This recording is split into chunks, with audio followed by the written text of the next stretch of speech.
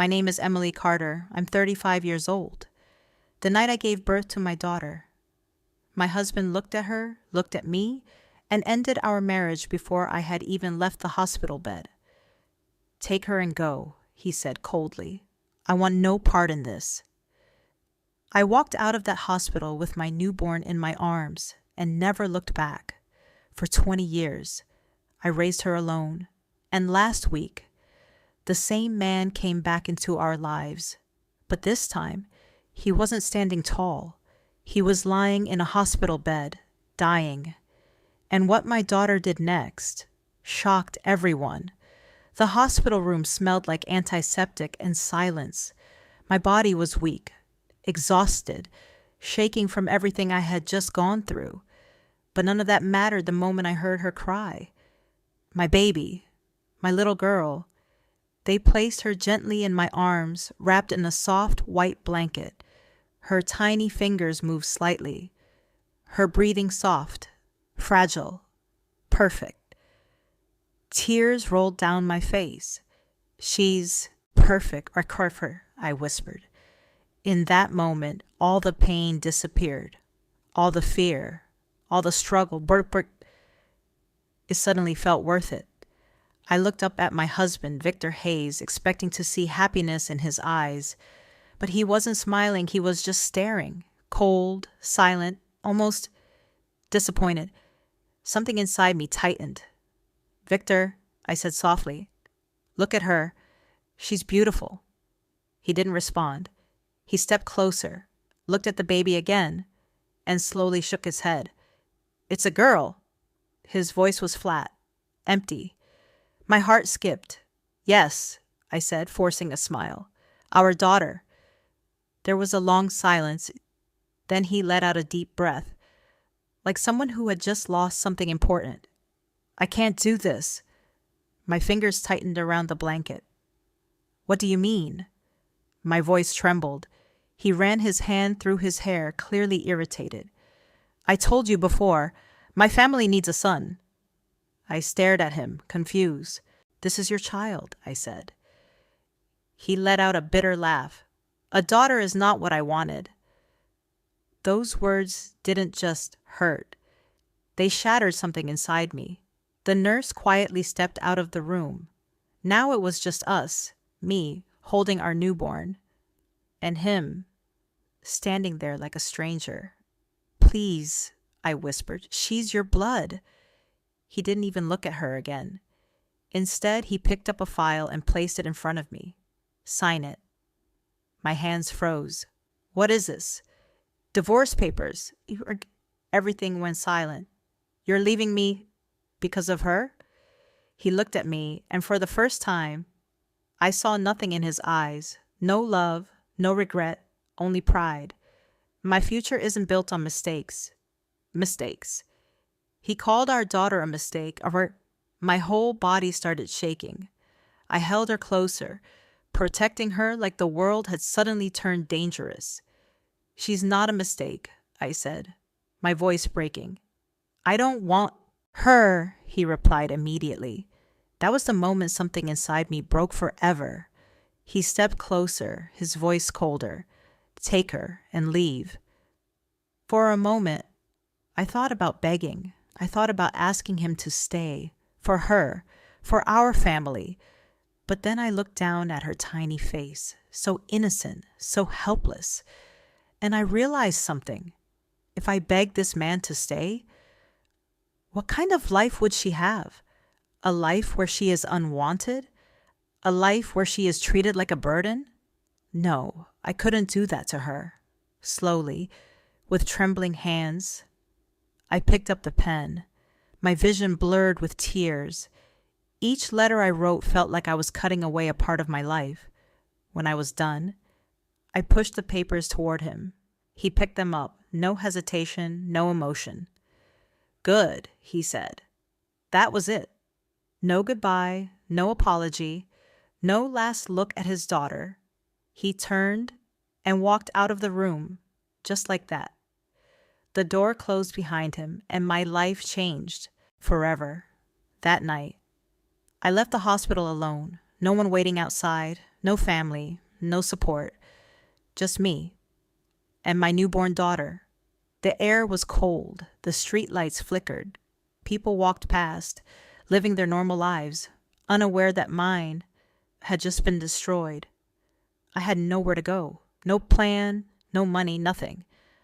But when I looked down at her, everything changed. For the first time, her tiny eyes opened slightly. And in that moment, I made a promise. I will never let you feel unwanted. Tears rolled down my face. But this time, they weren't just from pain. They were from determination. The next few years were the hardest of my life. There were days I didn't know how we would survive. I worked everywhere I could. Small schools, private tutoring, cleaning jobs, night shifts, anything. Some days. I didn't even eat properly, but I made sure she did. I named her Maya.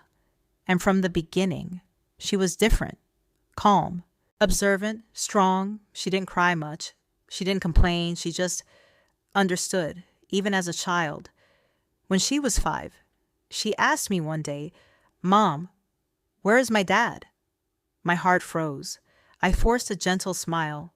"He's not with us." "Why?" I paused. Then I touched her face softly. "Because he didn't understand how special you are." She didn't fully understand, but she nodded, then hugged me. And that hug gave me strength I didn't know I had. Years passed. Slowly, things started getting better. I became a school counselor. The pay wasn't much, but it was stable. Enough to survive, enough to breathe. Maya grew up smart, very smart. She studied day and night, never complained, never asked for things we couldn't afford. She always said, "One day, I'll make you proud, Mom." And every time she said that, I believed her. Years later, that day came. Maya didn't just make me proud. She became something I had never even dreamed of. A doctor, not just any doctor, a heart surgeon. People trusted her hands, the same tiny hands I once held in the cold. Sometimes I would sit quietly and watch her, thinking about how far we had come, from nothing to this. One evening, she sat beside me, quiet, thoughtful. "Mom." "Yes?" She hesitated, then softly asked, "If he was here today, would he be proud of me?" My heart stopped. For years, I had avoided this moment. I had protected her from the truth. But now, she wasn't a child anymore. She deserved to know. I took a deep breath, and I told her everything. The hospital, that night, his words, the divorce, the pain, everything. She didn't interrupt.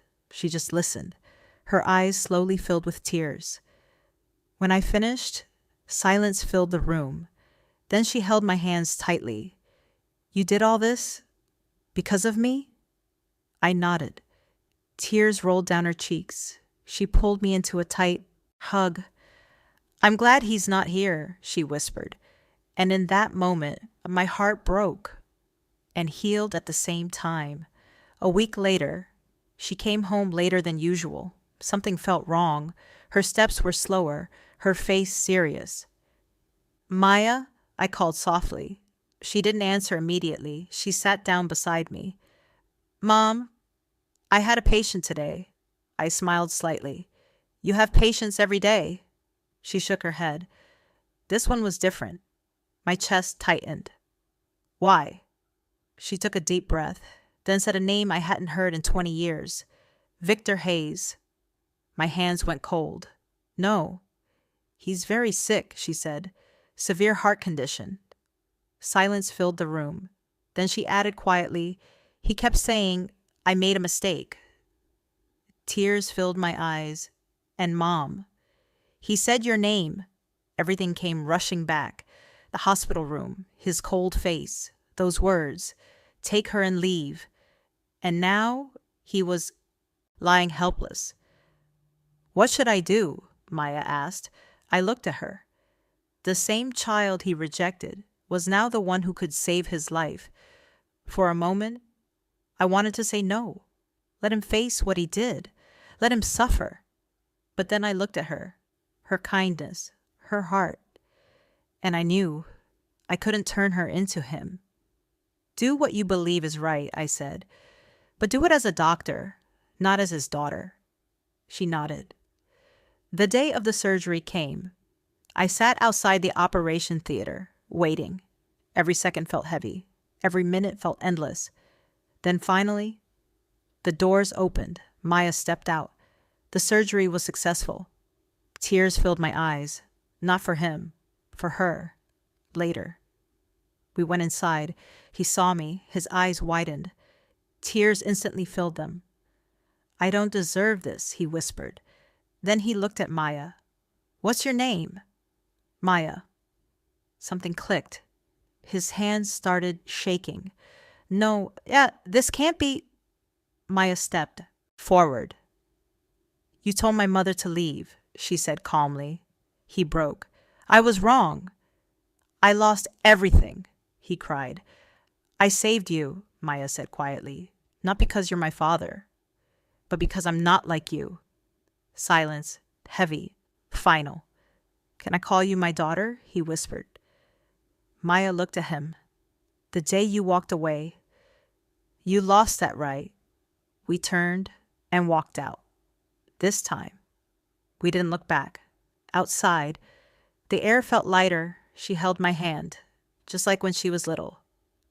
I'm proud of you, I said. She smiled. And for the first time in years, I felt complete. Because sometimes life doesn't give you revenge. It gives you something better, closure.